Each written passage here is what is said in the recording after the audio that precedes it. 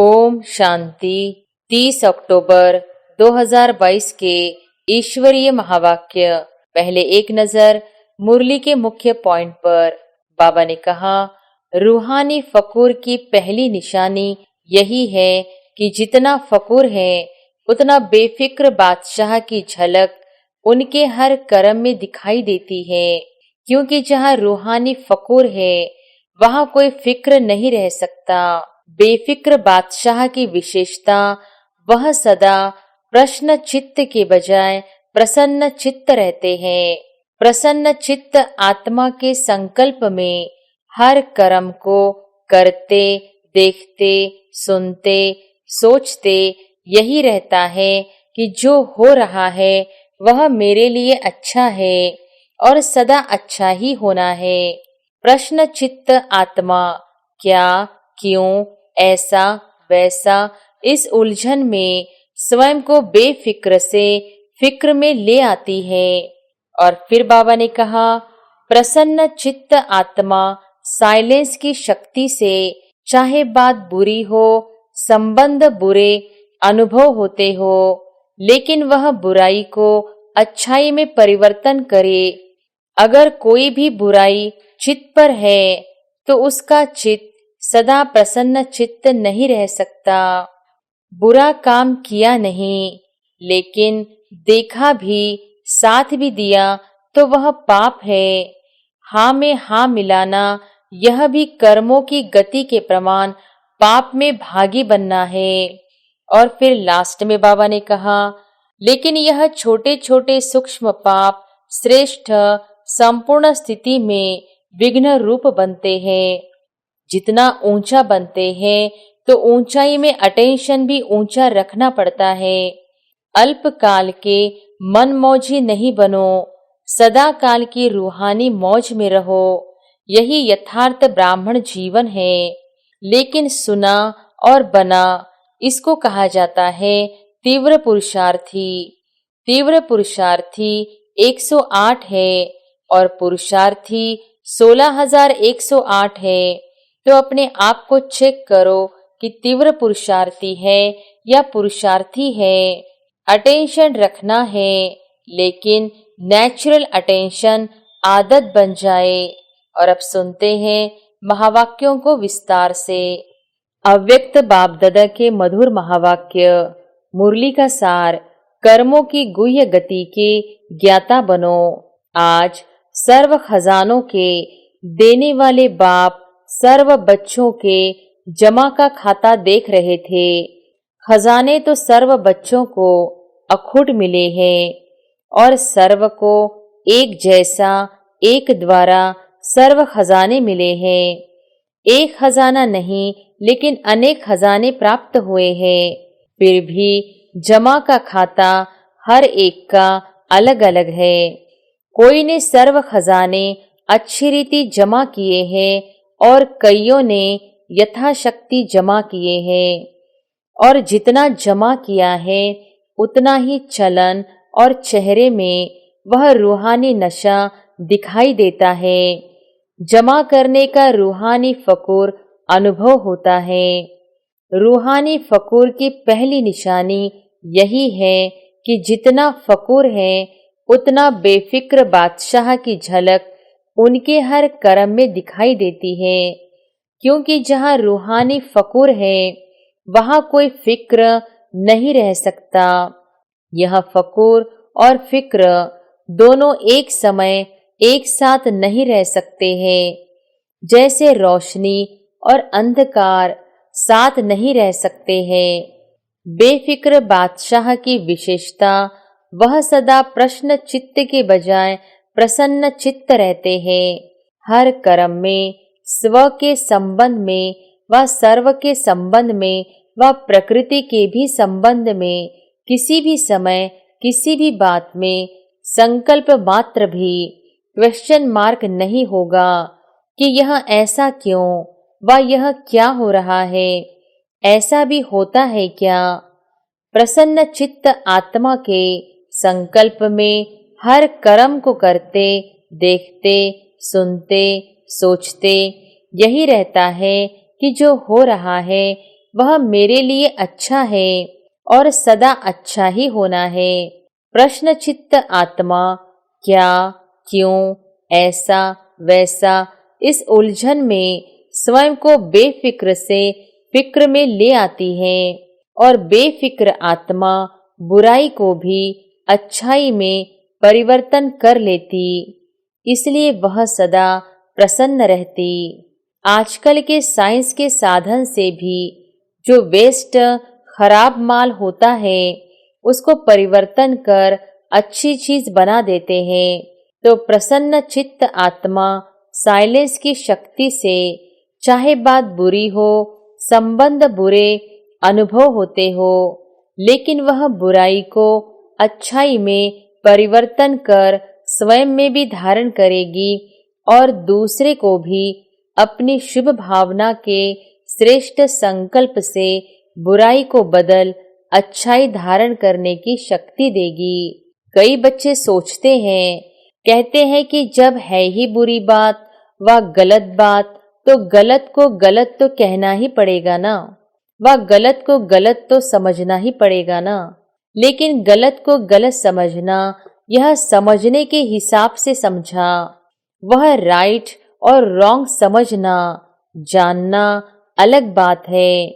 लेकिन नॉलेजफुल रूप से जानने वाले समझने के बाद स्वयं में किसी भी आत्मा की बुराई को बुराई के रूप में अपनी बुद्धि में धारण नहीं करेगी। तो समझना अलग चीज है, समझने तक राइट है, लेकिन स्वयं में वह अपने चित्त पर, अपनी बुद्धि में, अपनी वृत्ति में, अपनी वाणी में दूसरे की बुराई को बुराई के रूप में धारण नहीं करना है, समाना नहीं है। तो समझना और धारण करना इसमें अंतर है।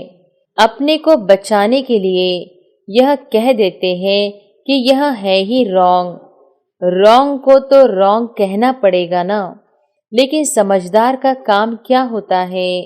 समझदार अगर समझता है कि यह बुरी चीज है तो क्या बुरी समझते हुए अपने पास जमा करेगा, अपने पास अच्छी रीति संभाल कर रखेगा, छोड़ देगा ना? यह जमा करना ही समझदारी है, यह समझदारी है।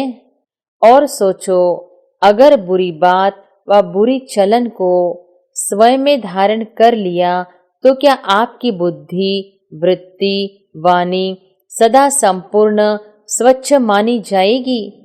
अगर जरा भी कोई डिफेक्ट व दाग रह जाता है, किचड़ा रह जाता है, तो डिफेक्ट वाला कभी परफेक्ट नहीं कहला सकता, प्रसन्न चित्त नहीं रह सकता।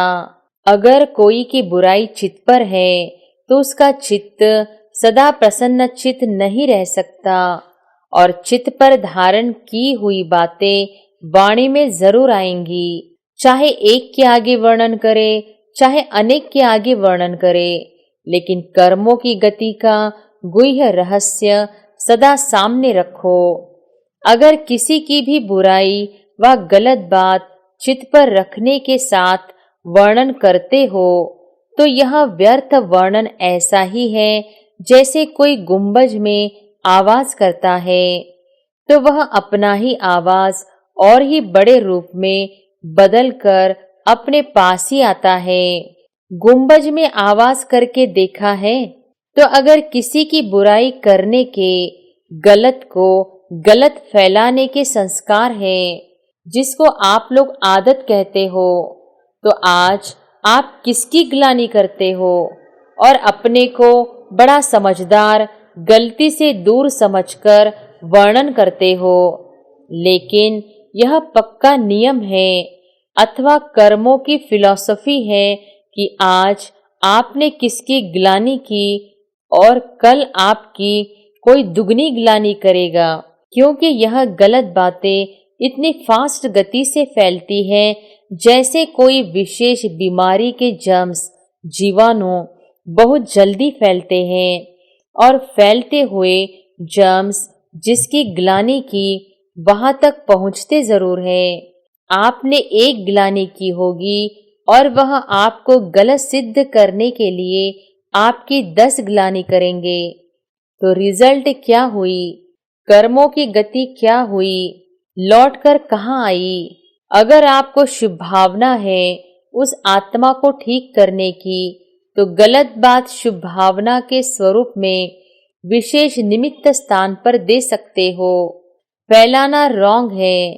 कई कहते हैं हमने किसको कहा नहीं, लेकिन वो कर रहे थे तो मैंने भी हाँ में हाँ कर दिया, बोला नहीं।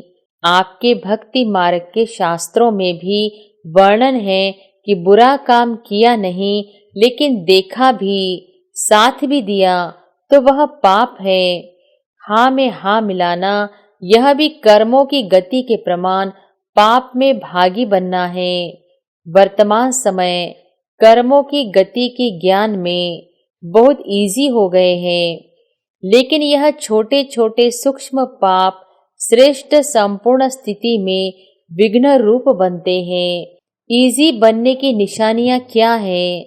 वह सदा ऐसा ही सोचते समझते कि यह तो और भी करते हैं, यह तो आजकल चलता ही है, या तो अपने आप को हल्का करने के लिए यही कहेंगे कि मैंने हंसी में कहा, मेरा भाव नहीं था, ऐसे ही बोल दिया। यह विधि संपूर्ण सिद्धि को प्राप्त होने में सूक्ष्म विघ्न बन जाता है। इसलिए ज्ञान तो बहुत मिल गया है, रचता और रचना के ज्ञान को सुनना, वर्णन करना बहुत स्पष्ट हो गया है, लेकिन कर्मों की गुह्य गति का ज्ञान बुद्धि में सदा स्पष्ट नहीं रहता, इसलिए इजी हो जाते हैं। कई बच्चों की अपने प्रति भी कंप्लेन होती है कि जैसे बाप कहते हैं, बाप बच्चों में जो श्रेष्ठ आशाएं रखते हैं, जो चाहते हैं, जितना चाहते हैं उतना नहीं है। इसका कारण क्या है? ये अति सूक्ष्म व्यर्थ कर्म बुद्धि को, मन को ऊंचा अनुभव करने नहीं देते। योग लगाने बैठते हैं, लेकिन काफी समय युद्ध में चला जाता। व्यर्थ को मिटाए समर्थ बनने में समय चला जाता है। इसलिए क्या करना चाहिए? जितना ऊंचा बनते हैं तो ऊंचाई में अटेंशन भी ऊंचा रखना पड़ता है। ब्राह्मण जीवन की मौज में रहना है। मौज में रहने का अर्थ यह नहीं कि जो आया वह किया, मस्त रहा। यह अल्पकाल के सुख की मौज व अल्पकाल के संबंध संपर्क की मौज सदा काल की प्रसन्न चित्त स्थिति से भिन्न है। इसी को मौज नहीं समझना। जो आया वह बोला, जो आया वह किया। हम तो मौज में रहते हैं। अल्पकाल के मनमौजी नहीं बनो, सदा काल की रूहानी मौज में रहो। यही यथार्थ ब्राह्मण जीवन है। मौज में भी रहो और कर्मों की गति के ज्ञाता भी रहो। तभी जो चाहते हो, जैसे चाहते हो वैसे अनुभव करते रहेंगे। समझा? कर्मों की गुह्य गति के ज्ञाता बनो, फिर खजानों के जमा के रिजल्ट सुनाएंगे। अच्छा, चारों ओर के फिक्र से फारिग बेफिक्र बादशाह आत्माओं को, सदा प्रसन्न चित्त विशेष आत्माओं को, सदा स्वयं प्रति और सर्व आत्माओं प्रति श्रेष्ठ परिवर्तन शक्ति को कर्म में लाने वाले कर्मयोगी आत्माओं को, सदा रचता रचना के ज्ञाता और कर्म फिलॉसफी के भी ज्ञाता ऐसे ज्ञान स्वरूप आत्माओं को बाप दादा का याद प्यार और नमस्ते। दादियों के साथ मुलाकात। वर्तमान समय किस बात की आवश्यकता है? कर्मों की गुह्य गति का ज्ञान मर्ज हो गया है, इसलिए अलबेलापन है। पुरुषार्थी भी है, लेकिन पुरुषार्थ में अलबेलापन आ जाता है, इसलिए अभी इसकी आवश्यकता है। बाप दादा सभी के रिजल्ट को देखते हैं। जो चल रहा है वो अच्छा है, लेकिन अभी अच्छे से अच्छा बनना ही है। बिजी रहना पड़ता है ना। ज्यादा समय बिजी किस में रहना पड़ता है, किस बात में ज्यादा समय देना पड़ता है। चाहे आप लोगों की अपनी स्थिति न्यारी और प्यारी है, लेकिन समय तो देना पड़ता है।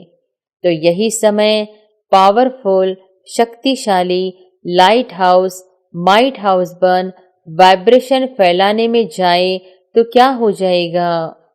संगठित रूप में यही वातावरण हो और कोई बात ही नहीं हो तो क्या वाइब्रेशन विश्व में या प्रकृति तक पहुंचेगा। अभी तो सभी लोग इंतजार कर रहे हैं कि कब हमारे रचता व मास्टर रचता संपन्न या संपूर्ण बन हम लोगों से अपनी स्वागत कराते। प्रकृति भी तो स्वागत करेगी ना। तो वह सफलता की माला से स्वागत करे, वो दिन आना ही है। जब सफलता के बाजे बजेंगे तब प्रत्यक्षता के बाजे बजेंगे। बजने तो है ही ना। अच्छा, दादी चंद्रमणि जी सेवा पर जाने की छुट्टी ले रही है। ऑलराउंडर बनना ही श्रेष्ठ सेवा है। अच्छा है, चक्कर लगाते रहो। चक्कर लगाने का पाठ बच्चों का ही है। बाप तो अव्यक्त रूप में लगा सकते हैं, साकार रूप में भी चक्कर लगाने का पाठ बाप का नहीं रहा, बच्चों का ही था। अच्छा, अव्यक्त बाप दादा की पर्सनल मुलाकात। विजय माला में आने के लिए तीव्र पुरुषार्थी बनो। सदा तीव्र पुरुषार्थी आत्माएं हैं, ऐसे अनुभव करते हो। जब ब्राह्मण बने तो पुरुषार्थी तो है ही। तीव्र पुरुषार्थी है, वह सिर्फ पुरुषार्थी है। सुनने और सुनाने वाले को पुरुषार्थी कहेंगे या तीव्र पुरुषार्थी कहेंगे।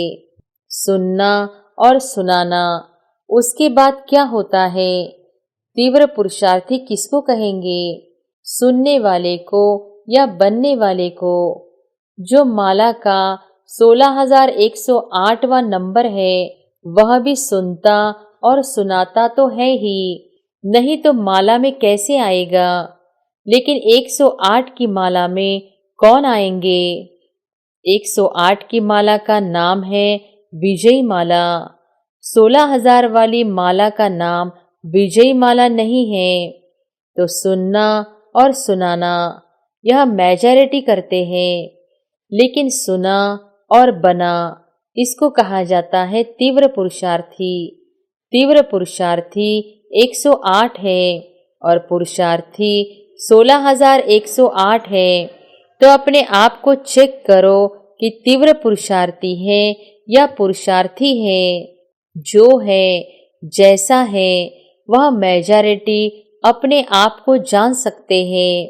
कोई थोड़े ऐसे हैं जो अपने को नहीं भी जानते हैं, रॉन्ग को राइट समझकर भी चलते जाते हैं। मेजॉरिटी अपने मन में अपने आप को सत्य जानते हैं कि मैं कौन हूँ। इसलिए सदा अपने को देखो, दूसरे को नहीं।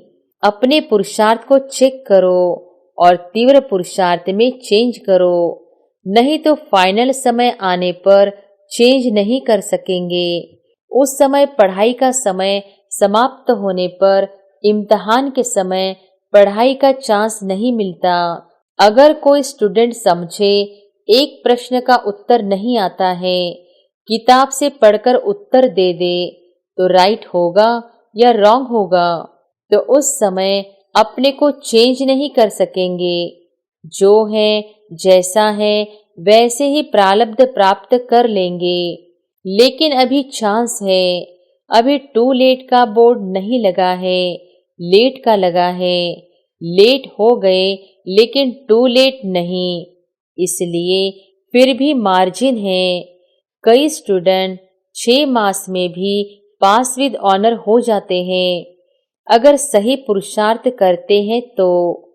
लेकिन समय समाप्त होने के बाद कुछ नहीं कर सकते। बाप भी रहम करना चाहे तो भी नहीं कर सकते।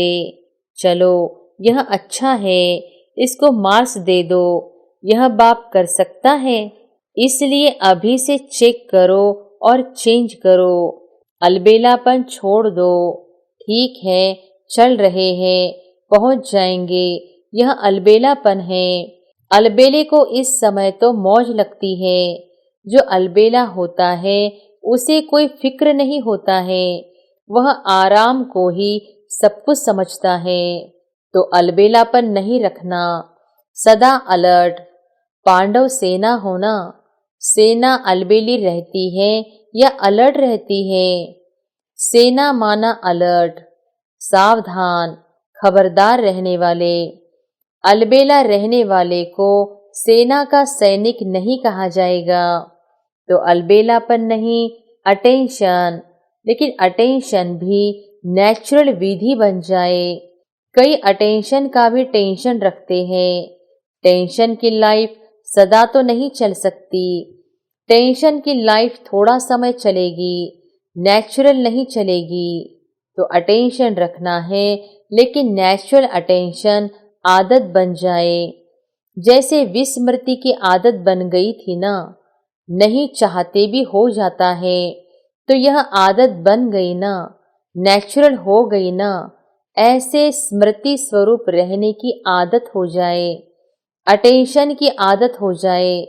इसलिए कहा जाता है आदत से मनुष्य आत्मा मजबूर हो जाती है, न चाहते भी हो जाता है, इसको कहते हैं मजबूर।